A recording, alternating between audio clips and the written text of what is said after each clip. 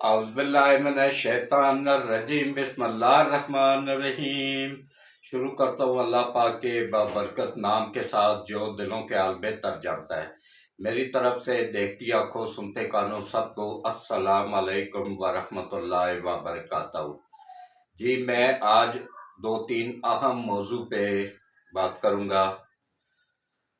تو یہ جو ملک کے ساتھ عالمی طاقتیں کر رہی ہیں نا، یہ ان کے اوپر میں بات کروں گا آج، اور جو کس طریقے سے خان صاحب کو آگے کیا گیا ہے اور کس طریقے سے ہماری عوام اور فوج کو لڑانے کی کوشش کی جا رہی ہے، یہ آپ کو میں بالکل کریکٹ بتا رہا ہوں کہ عام جو ورکر ہوتا ہے نا، اس کو تو پتہ ہی نہیں ہوتا ہے کہ کس طریقے سے بنائے جاتے ہیں یہ پیٹرول پمپ، نہ ہی چلانے کا اس کو پتہ ہوتا ہے۔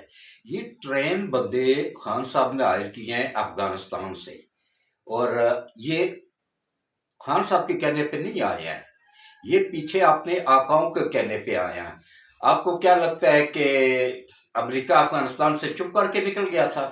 وہ پورا اپنا نیٹ ورک بنا کے گیا ہوا ہے، جو اس نے خربوں ڈالر افغانستان میں لگائے ہوئے تھے، وہ ویسے ہی تو نہیں چلا گیا چھوڑ کے کہ بھائی پیچھے یہ لوگ یہ کریں۔ اور پھر وہ اپنا اسلحہ کیوں نہیں لے کے گیا، اپنے ہیلی کاپٹر اپنے جہاز کیوں نہیں لے کے گیا؟ وہ اس کے پاس کون سی کمی تھی؟ اس کے پاس تو اتنے جہاز ہیں، اتنے وسائل ہیں، وہ سب ایک ایک چیز وہاں سے لے جا سکتا تھا، وہ خود چھوڑ کے گیا ہوا ہے۔ ان جہازوں میں بھی سسٹم لگے ہوئے ہیں، ہر چیز ہے، وہاں پہ نگرانی ہو رہی ہوتی ہے ان کی، ان جہازوں کو اڑا کے پاکستان کے سرحدوں کے نزدیک لا کے پاکستان کی نگرانی کی جا رہی ہوتی ہے۔ یہ سب پلاننگ ہے، یہ سب پلان کیا ہوا حصہ ہے جو خان صاحب کو لانچ کیا گیا ہے۔ تو سب سے پہلے میں وہی ایک ریکویسٹ کروں گا کہ دیکھیں، میں سب سے سینئر یوٹیوبر ہوں، میری عمر 75 سال ہے، اور اس کے علاوہ میرے پاس یہ اعزاز بھی حاصل ہے کہ میں دنیا کا سب سے سینئر صحافی بھی ہوں۔ تو اس لیے یہ میرا یوٹیوب چینل جو ہے نا، یہ میں نے اپنی صحافت کا آغاز 1975 میں نوائے وقت اخبار میں عارف نظامی کے ساتھ مل کے ہم اتوار کا اداریہ میں لکھا کرتا تھا، اور بڑے شوق سے لوگ پڑھتے تھے کیونکہ اس میں حقیقت اور سچ لکھا ہوتا تھا۔ اور اس چینل پہ اب آیا ہوں میں، اسی لیے عام دوسرے چینلوں میں ترقی نہیں کر سکا، آگے نہیں بڑھ سکا، ان کے ساتھ نہیں چل سکا، کیونکہ وہ سارے کے سارے صحافت کم اور بزنس زیادہ کر رہے ہوتے ہیں، ان کا کام ہی ہوتا ہے بزنس کرنا۔ تو میں نہ لفافہ لیتا ہوں، نہ ہی اپنے آپ کو بیچتا ہوں، چاہے کروڑوں روپے کی بھی کوئی وہ کر دینا، پھر بھی میں بکنے والوں میں سے نہیں ہوں۔ شکر الحمدللہ جی، اب بونس پہ چل رہا ہوں، پتہ نہیں کب مالک بلا لے۔ تو میں وہ کام کیوں کروں جس کا وہاں جا کے مجھے حساب دینا پڑ جائے؟ انشاءاللہ کسی پہ بھی، چاہے وہ نواز شریف ہے، چاہے شہباز شریف ہے، چاہے عمران خان ہے، اور چاہے وہ آصف زرداری ہے، فضل الرحمان ہے، یا آصف زرداری کا بیٹا ہے، کوئی بھی میرے لیے سب ایک برابر ہے، کوئی بھی کم یا زیادہ نہیں، سب ایک برابر ہے۔ میں اس بندے کا ساتھ دیتا رہتا ہوں جو ملک کے لیے فائدہ مند ہو، جو ہمارے ملک کے لیے فائدہ سوچتا ہو۔ تو جو بھی ہمارے ملک کے لیے فائدہ سوچے گا میں اس کا ساتھ دوں گا، اور اس کو اپریشیٹ بھی کروں گا، اور اس کو سلوٹ بھی کروں گا۔ جو ملک کے لیے غدار ہوگا، ملک کا غدار ہوگا، اس کا میں کھل کے مخالفت کروں گا، کیونکہ یہ ملک ہے تو ہم بھی ہیں۔ یہی بات تو ان یوتھیوں کو سمجھ نہیں آ رہی ہے کہ اللہ کے بندوں، تم لوگوں کو استعمال کیا جا رہا ہے۔ آج جا کے ذلِ شاہ کے والد سے پوچھو اور اس کی ماں سے پوچھو کیا بیت رہی ہے، حالانکہ وہ منع کرتے تھے، لیکن وہ ایک عاشق تھا بس۔ کاش وہ نبی پاک کا عاشق بنتا، کاش وہ حضرت علی کا عاشق بنتا، امام حسین کا عاشق بنتا، بنا بھی تو کس کا بنا جو ایک غیر ملکی طاقتوں کا الاکار ہے۔ یہ سب میڈیا کا پھیلایا ہوا گند ہے جو ان بچوں کے ذہن میں، نوجوان نسل کی ذہن میں بھر دیا گیا ہے۔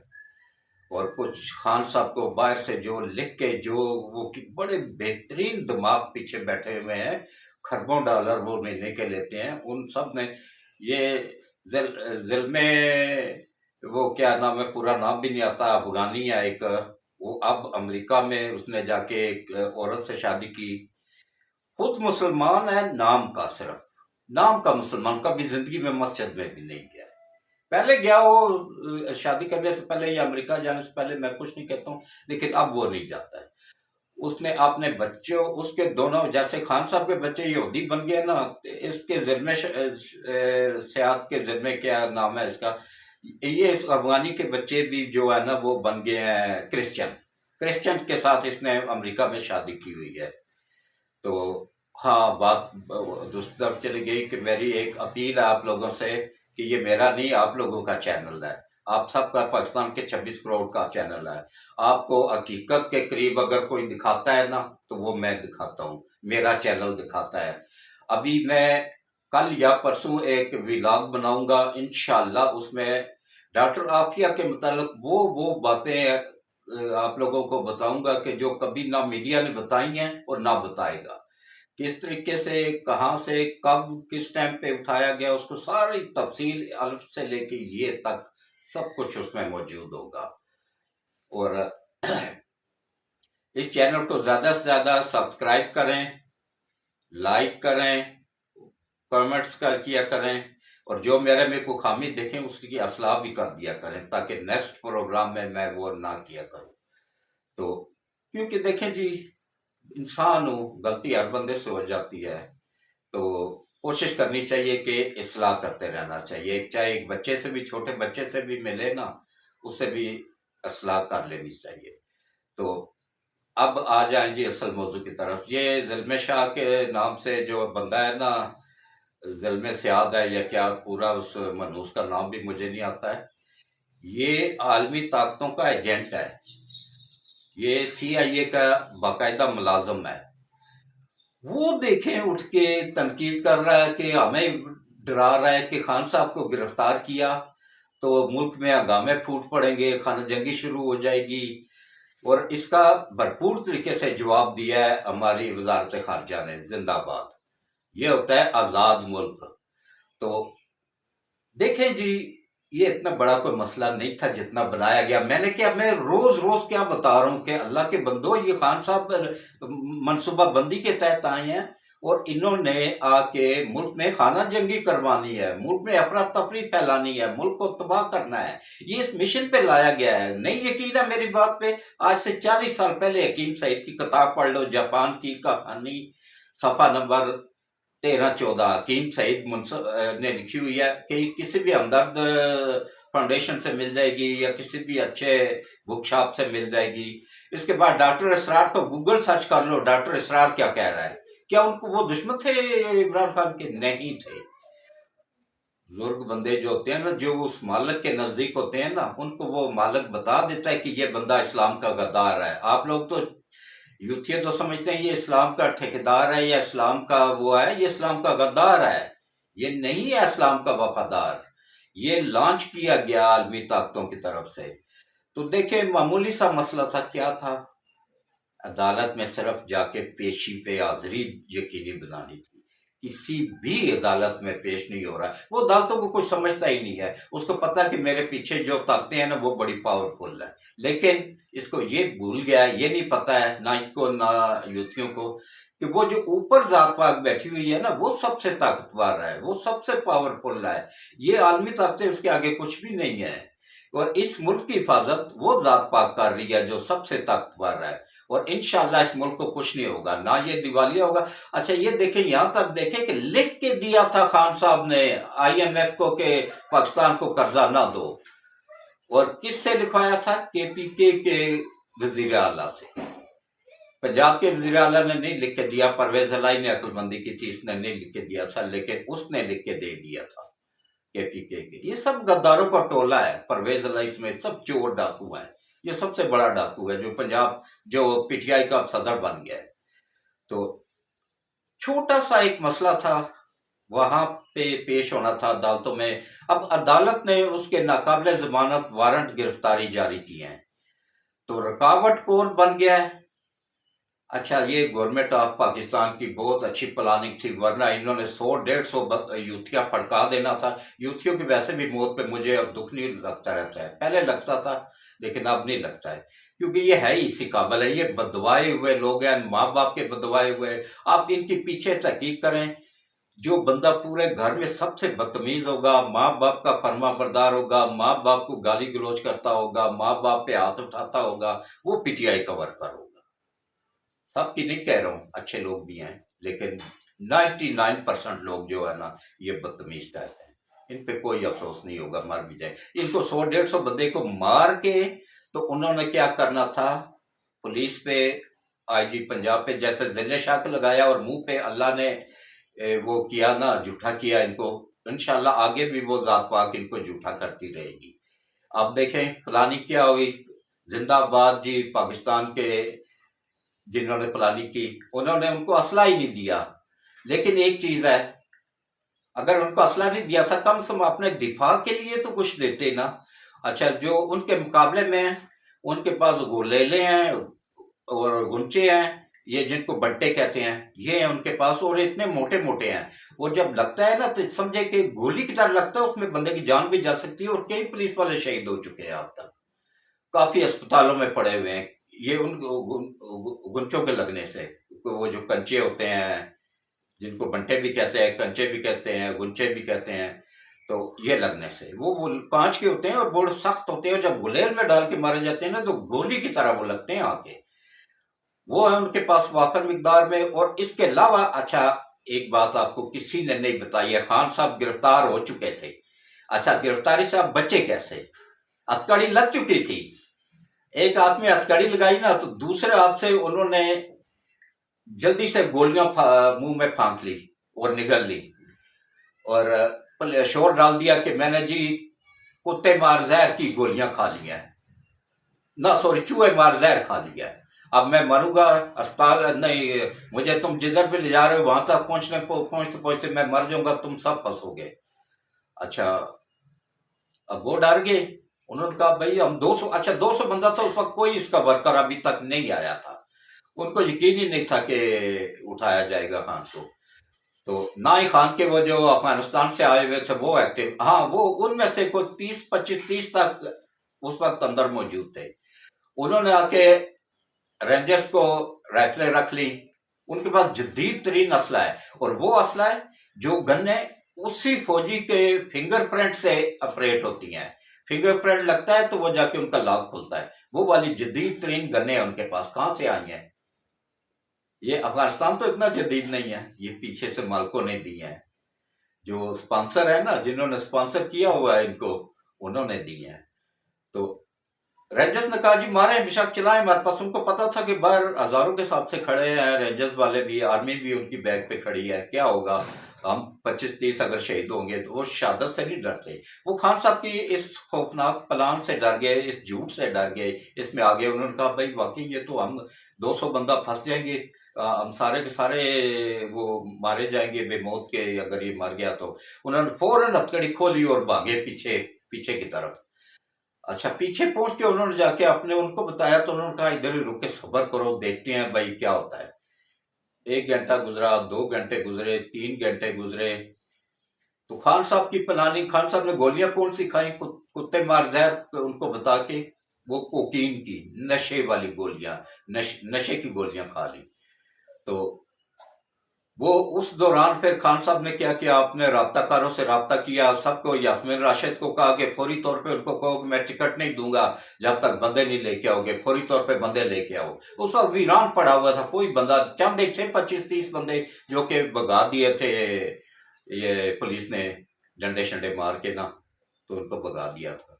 कोई बंदा नहीं था, हथकड़ी इसको लग गई थी। अच्छा, मेरी बात पे यकीन नहीं, जजीरा टीवी का उस दिन का वो देख लें, जजीरा टीवी ने बाकायदा खबर भी नशर कर दी थी कि भाई खान गिरफ्तार हो गया। मैंने नहीं की थी, क्योंकि मुझे शक था, मुझे कुछ खबर थी अंदर की कि भाई अंदर गड़बड़ होनी है, या तो फायरिंग हो जानी है, क्योंकि अंदर ट्रेन अफगानी कमांडो मौजूद है, तो या फिर खान को इतनी आसानी से गिरफ्तार नहीं होगा।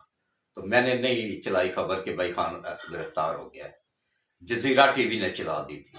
تو گرفتار ہو بھی گیا تھا، حقیقت ہے یہ ان کی خبر سچی تھی۔ تو اس طریقے سے خان صاحب نے یہ پلان کر کے تو ٹائم لیا، اس دوران پھر اپنے ورکروں کو اکٹھا کیا، ان کو کہا کہ بھائی جس نے ٹکٹ لینا ہے بندے لائے گا تو ٹکٹ ملے گا، ورنہ انہوں نے کیا کیا جلدی میں 10,000 فی بندہ دے کے بندے لائے۔ اچھا، دوسرے دن فواد چودھری نے کیا اس نے جناب، اب اس کو کتنے ملے ہیں مجھے نہیں پتا، لیکن وکیل اس نے کم از کم 2 لاکھ روپیہ، اور جو چوٹی کے وکیل تھے نا ان کو 10 روپیہ دے کے تو لایا گیا زمان پارک تک۔ یہ مفت میں وکیل چلنے والے نہیں ہیں، وہ تو اپنے ابے کا کیس آ جائے تو اس کو کہتے ہیں ابا جی اتنی فیس لگے گی تب میں آپ کا کیس لڑوں گا۔ تو وہ فری میں کہاں آتے تھے، انہوں نے نوٹ لیے ہیں، اچھے خاصے نوٹ لیے ہیں، تب جا کے وہ ادھر تک آئے ہیں۔ لیکن کیا ہے کہ گندی بھیڑیں ہر جگہ پہ موجود ہوتی ہیں نا، یہ پاکستان کی وہ گندی بھیڑیں ہیں نا جن کا ملک سے نہیں پیسے سے رشتہ ہے، صرف ان کا رشتہ، ان کا دین، ان کا ایمان سب پیسہ ہے، یہ اس لیے آئے تھے۔ اچھا، اب جب انہوں نے کوشش کی، اچھا اتنی دیر میں خان صاحب کے کمانڈو جو ادھر ادھر ٹھہرے ہوئے تھے، چھپے ہوئے تھے نا، وہ بھی ظاہر ہو گئے، وہ بھی اندر پہنچ گئے۔ ان کی تعداد تقریباً 500 سے لے کے 2,000 کے قریب ہے، بلکہ 3,000 کے قریب ہے۔ یہ جو ٹرین کمانڈو جو لائے گئے ہیں افغانستان سے، خان صاحب نے ویسے ہی نہیں 45,000 نہ 4.5 لاکھ افغانیوں کو پاکستان کی نیشنلٹی دی تھی، یہ ان ہی آقاؤں کے کہنے پہ دی تھی، جو اس کے پیچھے آقا بیٹھے ہوئے ہیں نا ان کے کہنے پہ دی تھی اس نے یہ نیشنلٹی ان 4.5 لاکھ افغانیوں کو، جو کہ پی کے میں بیٹھے ہوئے ہیں، بلوچستان میں بیٹھے ہوئے ہیں، اور وہی لوگ دھماکے بھی کر رہے ہیں اور ملک کو تباہی کی طرف لے جا رہے ہیں۔ یہ وہی لوگ ہیں جن کو 30 سال ضیاء الحق کے کہنے پہ ہم نے 40 سال 50 سال تک ان کی مہمان نوازی کی، ان کو کھلایا پلایا، لیکن یہ کسی کے نہیں بنتے، پاکستان کے تو کبھی بن ہی نہیں سکتے ہیں۔ تو یہ عالمی طاقتوں کے لوگ ہوتے ہیں، ان کا کام صرف پیسہ ہوتا ہے، بس پیسے کے پیچھے وہ جان دے بھی سکتے ہیں، جان لے بھی سکتے ہیں۔ یہ جو اپنے آپ کو اڑاتے ہیں پیسے کے لیے ہی اڑاتے ہیں نا۔ وہ ایک کا تھا کہ بارودی سرنگ میں نہ بارودی جیکٹ میں کم بارود بھرا کریں، میں تو جنت سے بھی آگے نکل آیا ہوں، سیدھا ڈائریکٹ دوزخ میں پہنچ گیا ہوں۔ اللہ ان سب کو دوزخ میں ہی لے کے جائے جو ملک میں دھماکے کرتے ہیں، ناحق لوگوں کا خون بہاتے ہیں، ایسے لوگ رعایت کے مستحق نہیں ہیں۔ تو اب آپ آ جائیں کہ گورنمنٹ آف پاکستان نے پاکستان کی نیتی پولیس کو ان کے آگے چارہ بنا کے ڈال دیا، جو کہ ٹرین شدہ کمانڈو جن کے پاس جدید ترین اسلحہ، اور وہ اتنا جدید کہ وہ پاکستان کی آرمی کے پاس بھی وہ اسلحہ شاید وہ کچھ میں نہیں کہتا ہوں، لیکن عوام کے پاس یا پولیس کے پاس نہیں ہے، جو کہ فنگر پرنٹ سے کھلتی ہے گن، اور آٹومیٹک دائیں بائیں اس میں دوربین لگی، دیوار کے پیچھے بھی وہ دیکھ سکتی ہے، دیوار کے باہر بھی وہ دیکھ سکتی ہے کہ دیوار کے باہر کیا ہو رہا ہے یا راستے میں کیا ہو رہا ہے، کس جگہ پہ کتنی تعداد میں ہے لوگ، اور ایسا کریکٹ اس کا نشانہ ہوتا ہے نا کہ میں کہتا ہوں جی 100 بندوں میں ایک بندے کو ہٹ کرنا ہو نا، وہ اسی کو جا کے گولی لگے گی، دوسروں کسی کو چھوئے گی بھی نہیں، اس قدر جدید وہ اسلحہ ہے۔ تو اللہ تعالیٰ ایسے لوگوں سے ملک پاکستان کو محفوظ رکھے، اور ایسے لیڈر سے بھی ملک پاکستان کو محفوظ رکھے، اور جو اس کے پیچھے کھڑے ہیں یوتھیے، اللہ ان کو ہدایت دے، اگر ہدایت کے قابل ہیں تو اللہ ہدایت دے، اگر ہدایت کے قابل نہیں ہے تو اللہ ان کو نیست و نابود کرے، میری یہی دعا ہے بس۔ تو باقی یہ کیونکہ میں صرف اس ملک کا وفادار ہوں، باقی کسی کا نہیں ہوں، ملک ہے تو ہم سب بھی ہیں، ملک ہے تو ہمارا نظام بھی ہے۔ آئی ایم ایف کیوں نہیں ہمیں قرضہ دے رہا ہے، ہم سے آئے دن مطالبے کر رہا ہے، خان صاحب سے کیوں نہیں کوئی مطالبہ کرتا تھا؟ سوچو ذرا اگر دماغ ہے تو۔ خان صاحب ان کے چاچے کا پتر نہیں تھا، خان صاحب کیا تھا، انہی طاقتوں کا ایجنٹ تھا، انہی کا بندہ تھا۔ انہوں نے کہا جی ہمیں اسٹیٹ بینک آف پاکستان چاہیے، خان صاحب نے فوری طور پہ اٹھا کے ان کے حوالے کر دیا، حالانکہ جس ملک کا بینک کا پوری دنیا میں واحد ملک پاکستان ہے جس کا اپنا اسٹیٹ بینک گروی پڑا ہوا ہے آئی ایم ایف کے پاس، تو اس ملک کا پھر کیا آزادی رہ گئی ہے؟ 4 سالوں میں خان صاحب نے بہت کچھ بیچ دیا ہوا ہے، کشمیر بیچ دیا ہوا ہے، آزادی بیچ دی ہوئی ہے، شرم و حیا بیچ دی ہوئی ہے، سب کچھ بک گیا ہوا ہے۔ لاہور کے چکلوں سے جدید ترین جو نا خوبصورت ترین بچیاں لا کے وہاں پہ زنا کے اڈے زمان پارک میں بنائے گئے ہیں، لوگوں کو لانے کے لیے، نوجوان نسل کو تباہ کرنے کے لیے، یہ اسی مشن پہ آئے ہوئے ہیں۔ اس کی نشاندہی کر دی ہوئی تھی ڈاکٹر اسرار نے، تو اس کو اسی مشن پہ ہی لایا گیا ہے۔ تو اپنے بچوں کو محفوظ رکھیں، اپنے بچوں کو سمجھائیں، اگر ان کو اللہ تعالی کی طرف ہدایت ہوئی تو وہ سمجھ جائیں گے کہ یہ ملک کا وفادار نہیں ہے، یہ ملک کا غدار ہے، یہ عالمی طاقتوں کا ایجنٹ ہے۔ اور عالمی طاقتوں کا میں بار بار کہہ رہا ہوں کہ منصوبہ یہ ہے کہ ملک میں خانہ جنگی کروائی جائے، فوج کو اور عوام کو لڑایا جائے، فوج کو کمزور کیا جائے، ادھر الجھا کے خانہ جنگی کی آڑ میں ہی پاکستان کے ایٹمی اثاثہ جات انڈیا منتقل کیے جائیں، اور پھر اس 4 صوبوں کو 4 چھوٹے چھوٹے کمزور سے ملکوں میں تبدیل کر کے انڈیا کے ماتحت کر دیا جائے۔ اور یہ منصوبہ ہے ان عالمی طاقتوں کا۔ اور یہ بھی منصوبہ ہے کہ سی پیک کو کسی طریقے سے بھی روکنا ہے، کیونکہ سی پیک اگر بن جاتا ہے نا تو پاکستان کا ہر بندہ کروڑ پتی بن جائے گا، غربت ختم ہو جائے گی، جہالت ختم ہو جائے گی، اسکولوں کے فیس فری ہو جائے گی، کیونکہ جتنا پاکستان کا سالانہ بجٹ ہے اتنا جو ہے نا سی پیک کمپلیٹ ہونے کے بعد ایک دن کی انکم ہوگی پاکستان کی، تو پھر پاکستان کی گورنمنٹ کیوں ٹیکس لگائے گی؟ نہیں لگائے گی۔ ہر چیز آپ لوگوں کو سستی ملے گی، ہر چیز روزگار اتنا ہوگا کہ باہر سے لوگ آ کے یہاں پہ نوکریاں کریں گے انشاءاللہ۔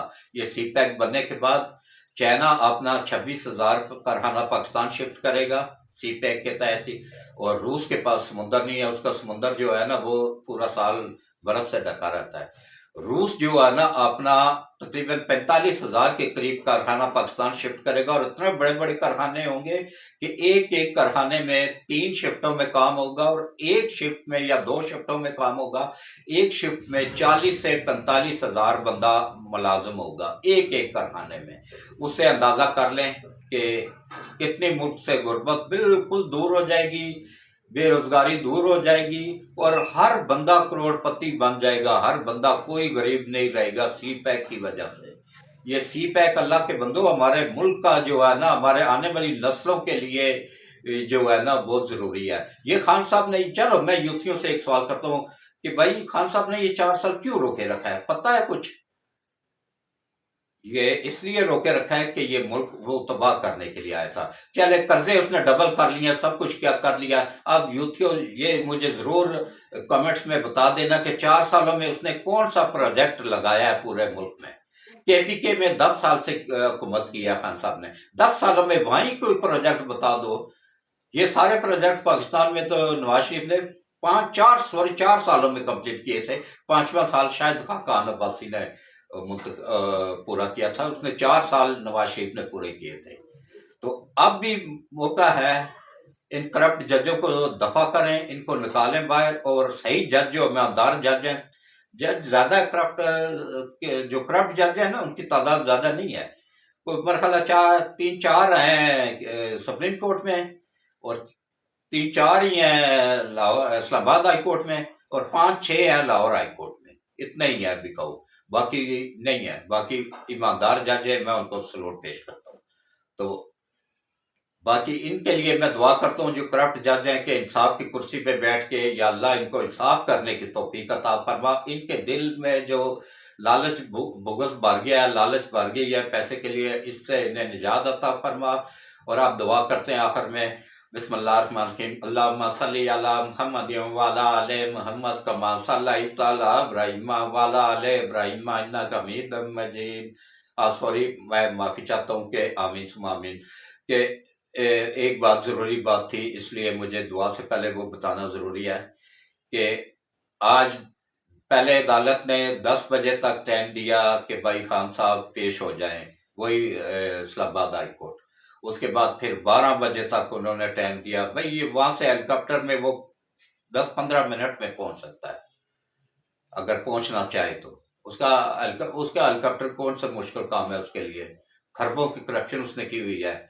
لیکن انشاءاللہ خان صاحب، فرح گوگی، پنکی پیرنی، پرویز علائی، مونس علائی، اب سب یہ وہ جو 2 نمبر وزیر اعلیٰ تھا، ڈمی وزیر اعلیٰ عثمان بزدار، یہ سب جو ہے نا اب اللہ کی پکڑ میں آ چکے ہوئے ہیں، ان پہ کیس بن چکے ہوئے ہیں، اور پورے پروف کے ساتھ کہ وہ کرپٹ جج بھی ان کو بچانا چاہیں تو نہیں بچا سکیں گے انشاءاللہ۔ تو آج ابھی میں تھوڑی دیر بعد شام کو ہو سکتا ہے ایک اور بھی لاگ بناؤں، تو اس میں آپ لوگوں کو بتاؤں گا کہ کیا صورتحال ہے لاہور میں، اور خان صاحب کا کیا بنا، یہ تفصیل بتاؤں گا۔ میں پوری تصدیق کر کے سب سے آخر میں بتاتا رہتا ہوں، پوری مکمل انکوائری کر کے، کہ کل مجھے کسی کے سامنے 75 سال کی عمر میں آنکھیں نیچے کر کے نہ ہونا پڑے۔ اور پھر یہ میرے پاس اعزاز حاصل ہے کہ میں سب سے سینئر صحافی بھی ہوں۔ میں اپنی صحافت کے لیے جان تو دے سکتا ہوں، لیکن اپنے پیشے سے غداری نہیں کر سکتا ہوں۔ یہ جو عمران نذیر وغیرہ ہے نا، یہ کل کے لونڈے جو ہے نا، آئے ہیں صرف کرپشن کرنے کے لیے۔ بول ٹی وی والوں نے بھی جوتے مار کے اس کو نکال دیا وہاں سے۔ یہ کرپٹ ترین بندہ صحافت کا لبادہ اوڑھ کے نا، تو موٹر سائیکل فٹیچر سے موٹر سائیکل اس کے پاس ہوتی تھی، میں نے خود اپنی آنکھوں سے دیکھا ہوا ہے اس کو، فٹیچر سے موٹر سائیکل ہوتی تھی، اور آج وہ بلٹ پروف گاڑیوں کا مالک ہے، 4 بنگلوں کا مالک ہے۔ کہتا ہے جی میں اتنی میری انکم ہے کہ میں ایک ماہ میں میں بنگلہ کھڑا کر سکتا ہوں، ایک ماہ میں بلٹ پروف گاڑی خرید سکتا ہوں۔ بھائی میں نے 45 سال کی ہے صحافت، 1975 سے لے کے اب تک 50 سال تقریباً ہونے والے ہیں میں صحافت میں ہوں۔ میں ابھی تک اپنا گھر میں نے بنایا، وہ بھی قسطوں پہ، بچے باہر گئے ہیں تھوڑا تھوڑا کر کے، پہلے پلاٹ لیا، پھر اس کے اوپر کمرے بنائے، پھر اس کے بعد اگلے مہینے 2 مہینہ 3 مہینے اکٹھے کر کے تو پھر پلستر کروایا، پھر رنگ کے لیے 2-3 مہینے انتظار کیا، پیسے جمع کیے، اس طرح کر کے میں نے مکان بنایا، جو سب سے سینئر صحافی ہے، جس پہ لوگ آنکھیں بند کر کے اعتماد کرتے ہیں۔ تو میں آخر میں پھر یہی دعا کروں گا کہ اللہ ہدایت دے ان پی ٹی آئی والوں کو کہ ایسے کرپٹ لوگوں سے بچیں۔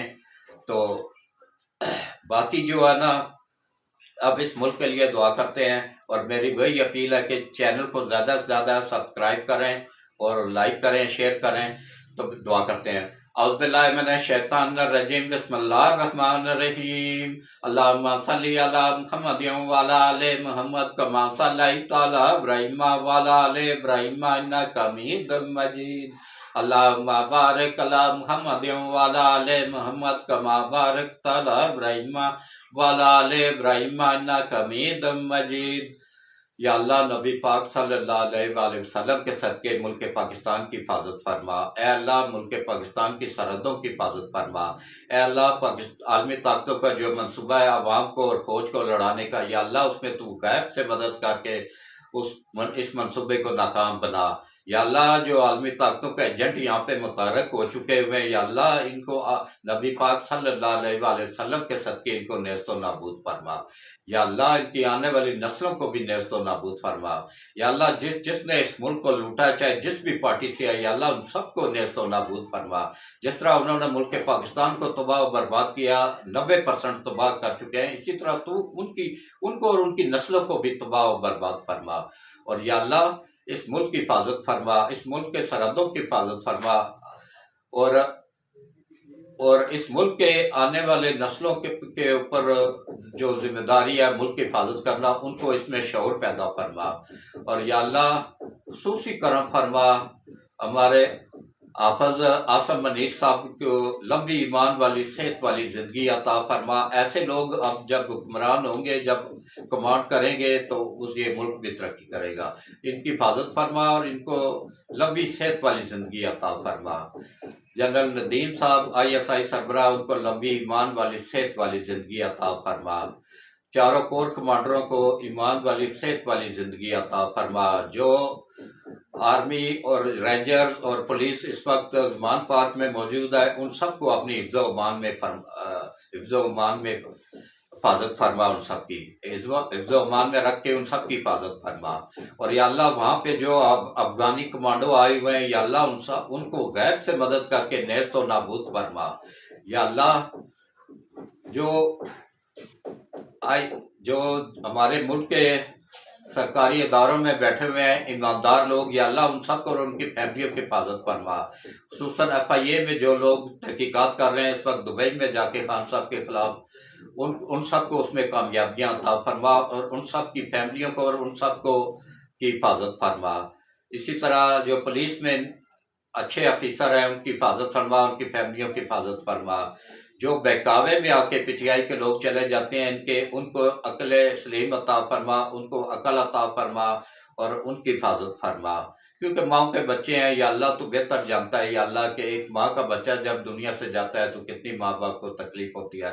ان سب بچوں کو شعور عطا فرما اور ان سب کی حفاظت فرما، اور یا اللہ اس ملک کے پاکستان کو آئی ایم ایف کے چنگل سے نکلنے میں غیب سے مدد فرما۔ یا اللہ جو باہر بیٹھے ہوئے ان کے دل میں رحم پیدا فرما کہ وہ بینکوں کے ذریعے اپنے پیسے پاکستان بھیجیں، ہنڈی کے ذریعے نہ بھیجیں۔